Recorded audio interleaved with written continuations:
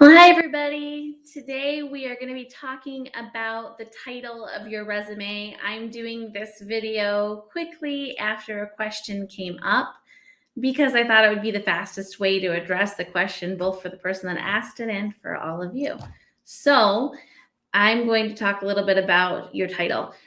When I talk about the title of the resume, I'm talking about this section right here, which you should be able to see me moving my mouse around. And this is a feature of many modern resumes, and I highly recommend using it because what this does is it allows the reader to focus on what type of position you are calling yourself, or what type of job title you are calling yourself. So there's many of us that do many things, and there's many job titles that are very similar, but they are there can be different words for them. And by having a title, what we do is eliminate the guesswork. So the employer realizes, okay, this person's a recruiting coordinator, and all that they need to do now is read the rest of the resume to make sure it lines up. So what it does is it sets in the reader's mind the expectation to read the resume of a recruiting coordinator, an HR operations consultant, an analyst in this example. Now, for different situations, this can be different. And you'll notice here there's a subtitle also with a few specific areas of expertise here, and I'll get into that in a second. Somebody that is a nurse is probably just going to have up here that they're a registered nurse, maybe with a specialty area. Other people are a little bit more flexible, or I guess I should say more diverse in what they might include here, because some folks, it doesn't just fit into one job title, right? Like for some people, you could fulfill many different job titles, and there might be multiple areas that you're interested in. So what do you put up here? Well, what I recommend is when you do a general version of your resume, you put something up here that's more on the general side. Now, when I say general, I don't mean just absolutely everything you've ever done. If you've ever worked with me, you know that I'm not a big fan of just completely general resumes that don't really have a focus.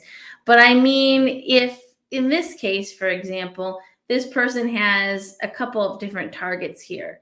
So I recommend that you either generalize this area where you could say like, HR consultant, or you include a few different keywords here. And that's because for the general version of your resume, you might be handing this out if you're at a networking event. You're not targeting it to a specific position. You don't want this title here to toss you out of the running for anything. But when you're applying to specific positions, I do recommend that you adjust this to either be the title of the job to which you're applying, or something that includes those keywords. So there is an ethical issue here. If you're looking to make a leap to the next position and you can't really call yourself a director of marketing because you've never been a director of marketing, then I don't recommend including that here. But you can say something like senior level marketing leader, something like that. And I do recommend that for each job that you apply to, you adjust this headline to focus a little bit more on that job. And this is really helpful actually, because you don't have to adjust the entire resume. You just have to adjust the title and a few other areas. In terms of the subtitle here, this can be a sentence if you want, like a personal branding statement. It can also be like I have here, just a few different areas of expertise or skills. How do I decide what information goes there?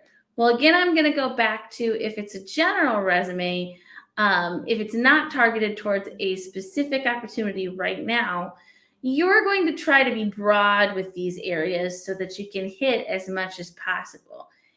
If you're targeting a specific position, you are going to want to choose items in this area here that are highly valued in that position. So if the position is really focused on, relationship building, then you're going to make sure you have relationship building there.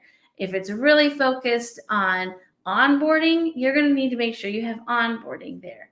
But for a resume that is not targeted towards a specific position, this is kind of like your base resume that you keep and then you adjust it for different positions, and maybe you take it to networking events and it's posted on your LinkedIn profile and maybe on your personal website, then you're going to try to keep this as broad as possible.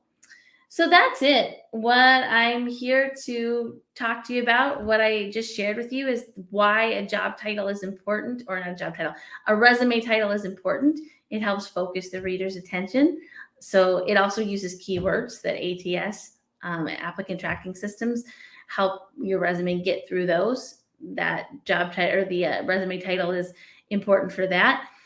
It also is something that you can adjust for various opportunities. And then you also have a subtitle that works much in the same way. So it's important, and it's something that should be adjusted for various opportunities. And I've gone over what you might want to do with it if it's a general or base resume versus what you might want to do with these sections if it is a targeted or a specific resume. So sorry, my words have been a little bit clunky on this particular video. I'll probably re-record it at some time, but hopefully the main point is there, and I hope you guys have a great day. Leave a comment if you have a question, if you have a specific career question that you'd like me to answer, or if you have a question about this topic. All right, see you later. Bye-bye.